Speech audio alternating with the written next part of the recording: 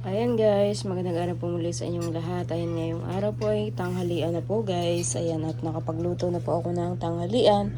Ang ulam po namin ay isda po na sinabawan para makatikim po sila ng may sabaw. At syempre guys, ito may sinantol naman po kaming gulay. Galing po ito Kalabalot at nagluto po sila ng sinantol. Nanghingi nga po kami ng gulay. Ano, gusto mo pang kanin? Okay na, sa sandukan. Alin? Sinantol ang gusto mo? Oo, sinantol. Sandok pang kanin.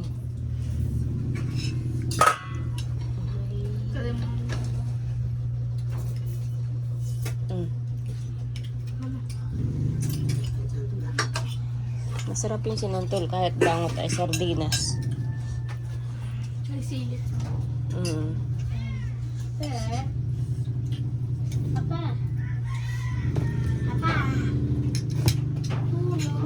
Nasakit pa daga yung ano, yung likod mo, hindi naman ah. Huwag kang magparahihiga pag ano huwag kang bababad sa higaan. Ano? Gusto mo pa? Wala nang kanin?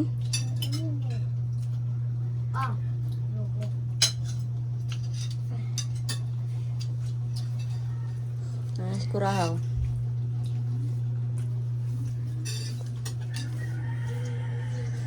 Ngayon tanghali, mabahog uli ng baboy.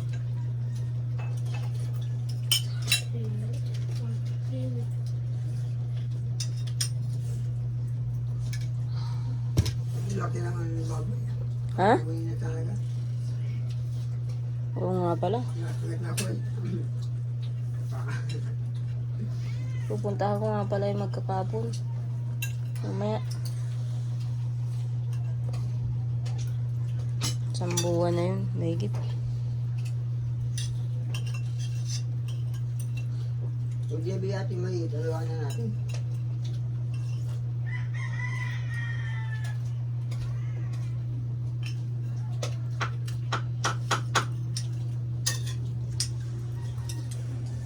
Ayun guys, at ngayon naman po hapon na, syempre nakaisip po kami ng merindalan at meron naman po kaming supas na galing nga po sa package na binigay po sa amin. Ayan, yung iba nga pong supas na ganyan ay naibigay ko na po kay Madil at nailuto na po nila doon sa bahay ng malaki nung naandito pa nga po sila Madil. Ayun guys, at ayan, magluluto po kami ng merindalan para po may merindalan yung mga bata. At dahil nga po may music po kami, ayan, nakamute po ang aking video at mag-voice over na nga lang po para di makopyright. Ayan, kumakain na po yung mga bata ng merindalan. At syempre si Dagay po ay nasa loob, dun po siya kumakain at dun po niya gustong magpahangin po para lumamig yung kanyang kinakain. At ngayon naman po, napansin ko po kay Dagay ay medyo napaparami-rami po yung kanyang kinakain. Katulad po kaninang tanghali, ulam po ay sinabawan, nakadamak po siya at bukod po yung gulay na kinain po niya. Kaya medyo madami-dami po yung nakakain po ni Dagay ngayon. At syempre nilutuan ko pong merindalan, ayan, kumain po uli si Dagay. Ayan guys, may dala po kami supas. Kain na ng Lord Jason yung sopas. Hati kayo ni Papa.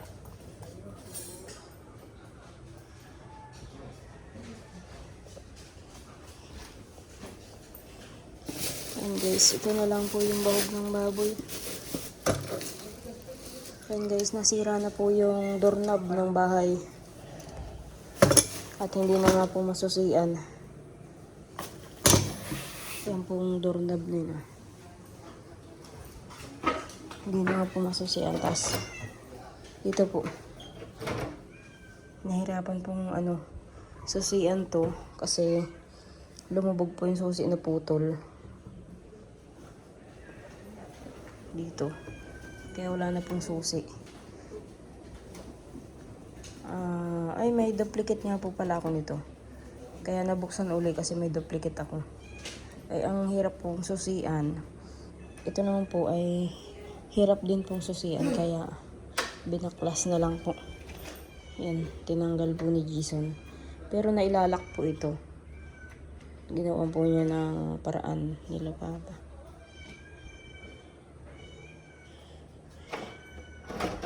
Ang hirap ng isusipon to. Katulad po dito guys sa itaas. Kahit ito, sira.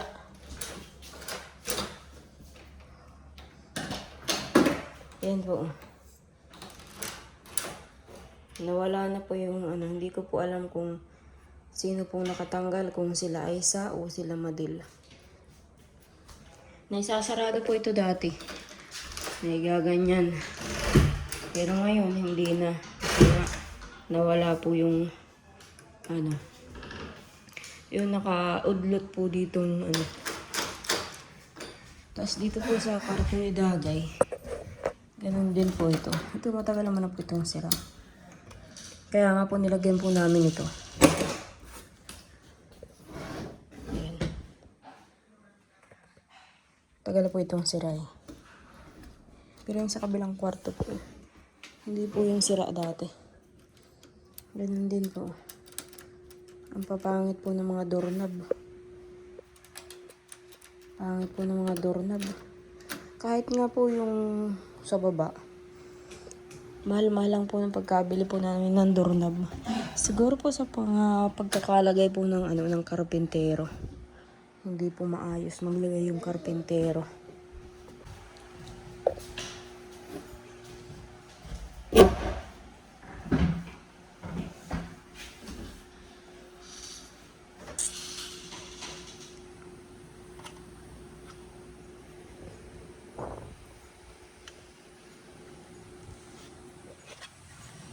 Ayun guys, yung isang CR naman po yan sa baba. Yan pong CR na yan, alam niyo po noon, nung matapos na po itong bahay na ito. Question po noong katabin po na yan na lupa. Kasi, nakasakop po kami ng kunting lupa sa ibang may lupa. Kumbaga po ay hindi naman po sinabi ni Kuya Iboy na nakakasakop na kami ng ibang may lupa. Yan lang naman po may CR na yan. Yan pong CR na yan. Nakasakop po kami ng ano, ng may-ari po ng lupa na yan. Kasi hindi na po yan kala Kuya Iboy ay iba na po ang nagmamay-ari niyan. Pero sinabi naman po na ano, dahil kaunti lang naman po yung lupa na nasakop namin ay kaya naman daw po niyang ibigay. Kasi kaunti lang po yung lupa na nasakop namin. Kasi ang pagitan po talaga yung nyug na yan. Tapos patapyas po dyan sa bubong. Patapyas po yung guhit. Ay yung ano, yung pagitan. Kaya lang si Kuya Eboy po ang nagtuturo po sa amin kung hanggang saan yung lote. Kaso nga lang po, nung makita nung may-ari naman nitong lupa na yan, yung kalawakan na yan, ay mali po yung binigay na sukat sa amin ni Kuya Boy. Kaya nakasakop po kami ng ibang may lote. Yan lang naman po yung CR na yan. Yan lang po yung ano, question po nung may-ari po ng lote na yan. Pero okay lang naman daw po. Pero nagsabi po sila. Kasi may mga anak din po yun. Di natin po alam kung pagdating ng araw, habulin din po yung sukat na yan ng mga anak.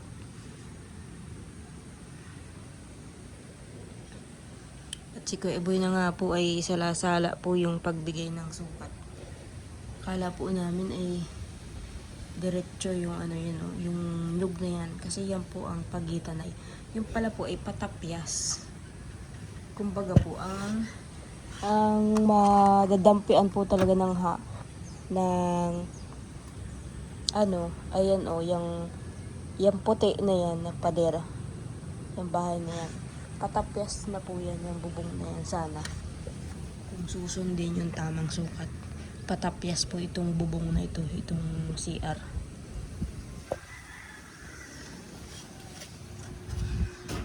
Yan guys. Lahat ay sira ito. Okay naman po itong ano. Okay naman. Yun lang po talaga simula dito sa kwarto hanggang sa ibaba. Pangit po ang pagkakalagay ng doorknob. Nasayang lang po yung mga doorknob.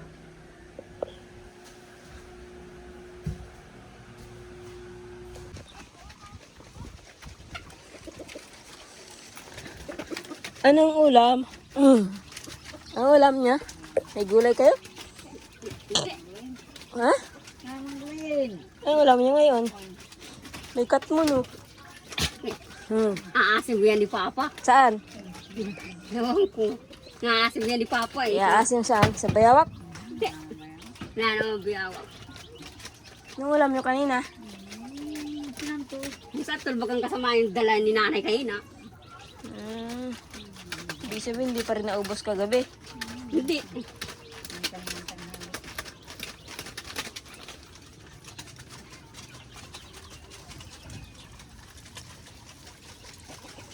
Magagatong na sila, Papa? Ha? Wala na kayong bigas? Ilang saing pa ninyo ito? Hindi, ilang saing pa. Isa lang yan.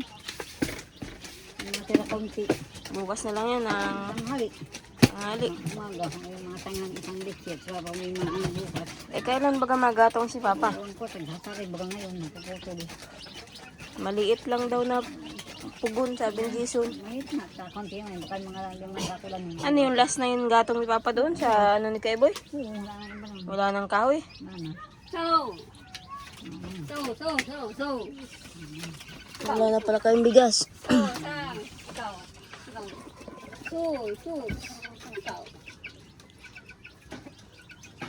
Eh, may bigas naman sa bahay kung ano. Bukas ang doli. Bukas ang yugisay.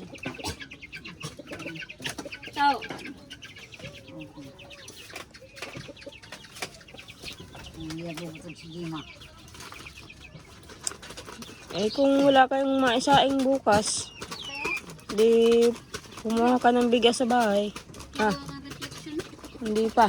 Isa-isa pala yun, dada isang papel gagawin na reflectionan. Ha? Oo, sabi ni ma'am. I-chat ko nga rin si Ma'am.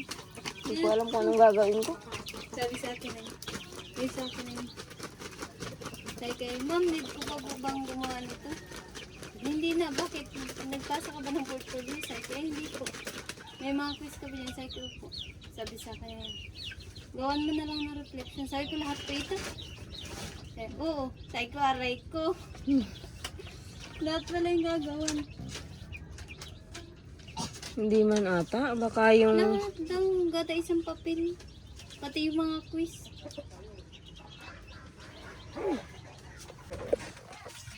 Gugulo na yung sinain nyo. Gulay pa ninyo ay ano? Gabi pa lang gulay ninyo. Marami nga yan. Magagatong na kay Papa? Kailan? Nasari pa. Ngurus pa kami ng pambalot. Ulam. Kanina na kayo ma-deliver ng uling at yung deliveran nyo ay porque may utang kayo ay 240 na lang kulang. Hindi, ito walang bawas. Utang. Ay dun sa inutangan ninyo. Bawas yun. May bawas. Hindi na. May, Porsyento. Ay, kasi. pag utang daw may porsyento. Ay, oo. 240 lang daw. Nakuha niya. Nagayo. Dapat ay 300 po yun guys. Kaso ay 240 ang presyo kay Papa. Utang daw yung ano, kumbaga nauna na yung utang. Yung bayad sa uling. Kasi nga wala nga po silang ano sila Papa. Binarap naman. Huwag na kayo mag-deliver doon ng uling. Ito. Ang turo sa akin magagamot nung senso. Binili ako ng pisa. Oh. Yung baga tapal sa makina. Lagyan ko istapin daw. Yung Oh. dikit. Ay, natuluyan. Nasira. Ay, nasira na. Mali ang turo. Hindi natuluyan na yung sira. Nasira. May ano yun. Tumadagdaga yung uling eh. Naman, 4 na yung 5. Mga 4 na sako. Hindi kulang pa pambayad yun. Kung maliit na pugon lang. Wala ka naman yatang uulingin doon kala Kuya Eboy. Meron. Meron pa. Ah, meron pa. Kung bagay nasira lang yung power sa mo. Doon, sa Ilaya. Isang ilaya. Doon. Ay, saan magkakala ko dyan lang nag-uuling? Eh, wala na dyan, hindi na dyan. Ay, saan ka na nag-uuling pa ba doon? Doon na. Hindi, Tapos, doon. Meron pa ako ulit. Ah, pagkatapos mo dyan, doon ka na, sa ilaya. Oo. basta na. Eh, meron pa sana kung sasayin sa tabi ay yung parang masasayin. Nasira na yung baka na. Sira na.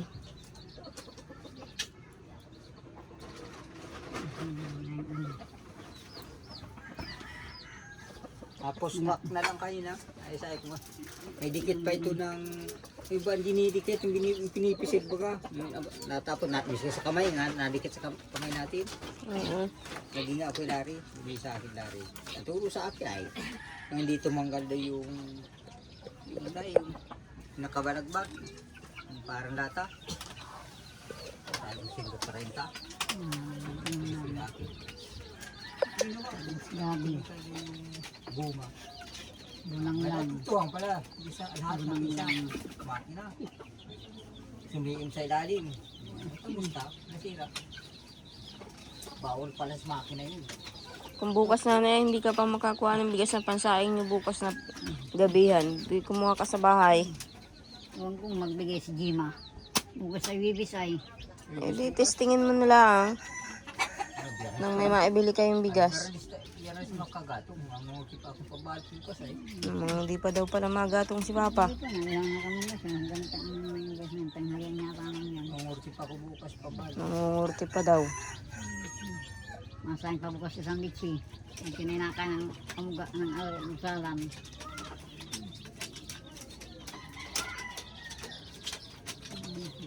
Kala ko may gulay uli kayo, mahingi ako. Wala, ang May ulam man sa bahay, yung supas ang ulam namin. Tagalas pa rin tangal, kain na palang tangalis si Diso, dating dito. Tagas kangus. Sabi, hindi pa sila nagkaya. Parang nagkain na pala. Sabi. hindi sama doon sa Ay, ano, galing gatdiyan. Ano yan, Ate Jen? galing kay Joy. Ayun. Biti nga ni Joy, ay anak ni Joy. Bakit ikaw, Ate Jen, pilay na? Mga kain kayo, mga kumakain ito ano, spaghetti. Balik ka pa. Balik ka pa. Bala to, hindi ako kain yan. Oh. Kayo. Oh. Pero ko kayo na Hanip na ito gano'n. Bata. Akak na. Lagyan mo. Akak na yung hotdog. Lagyan mo. Pero bata yung biti ay. Yung bata. Oh, ito bata, oh. Bata ang biti. Ayaw mo? kay nanay. Ayaw mo? Ay, gusto. Yan, oh, yung marshmallow. Anong ulam nyo? Yeah, hawan, magabing ka ay. Grabe. Gabing da lang ng papa mo. Ang galing yun, hindi. Gabing bubulan lang yun. Yung trotot. Si ano ba si... Trotot. Tugot. Gata na lang. Ate Jen, Ha? masakit pa yung tuhod mo? Masakit pa? Ate, gaway paingkain ka? Bakit masakit? Oh, bakit?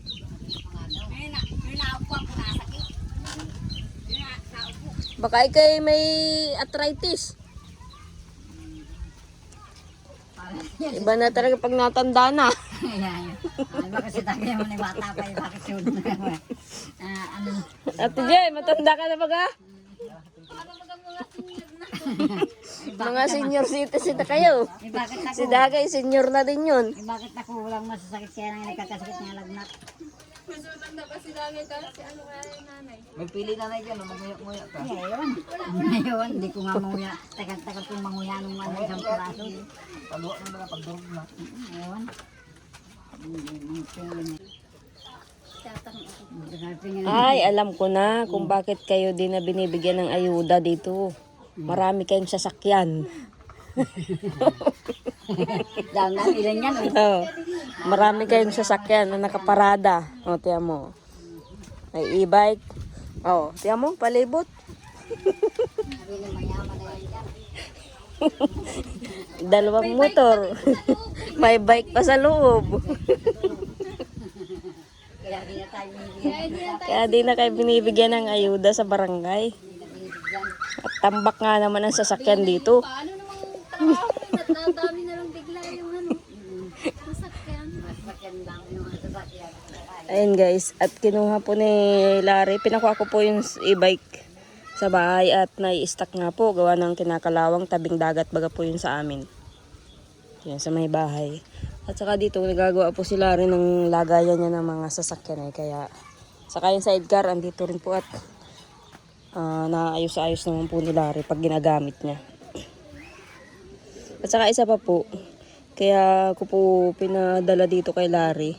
At katulad po nitong sidecar na to, meron pong gustong kumuha nitong sidecar na to. Siguro po, may napagsabihan si Rodel na itong sidecar kinukuha ay hindi po ako naabutan sa bahay. Kasi kung naabutan ko man yung taong yun, hindi ko naman po ito ibibigay itong sidecar na ito. Kasi galing po ito sa sponsor. Sponsor po ang nagbigay nito. Hindi po ito pag-aari ni Rodel. Kasi may nalaman po ako na yun, nabanggit nga po sa akin ni nanay. Nung nakaraan pa po yun, hindi ko nga po nilalabas sa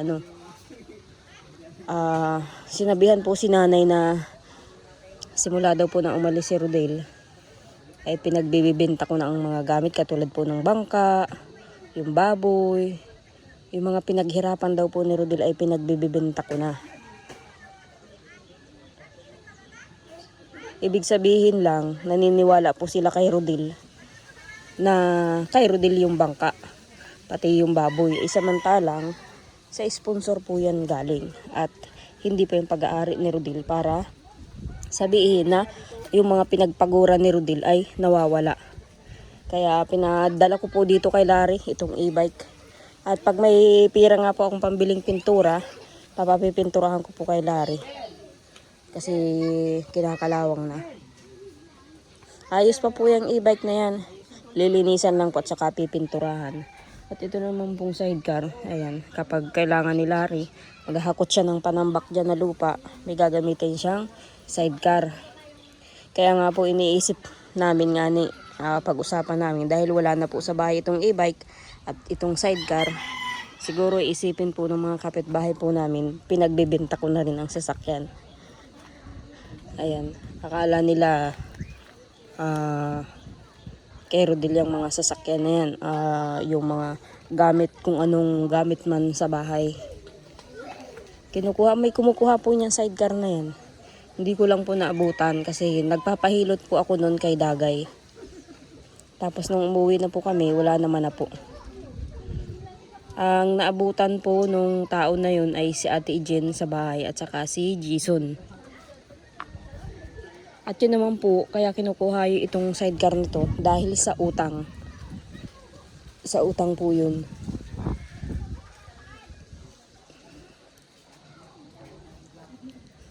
Eh hindi naman po kay Rodel yan. Ayan guys, at mauwi na po ako. Wala namang gulay sila nanay. Pag nanay wala kayong punta ka na lang sa bahay. Oo, bukas.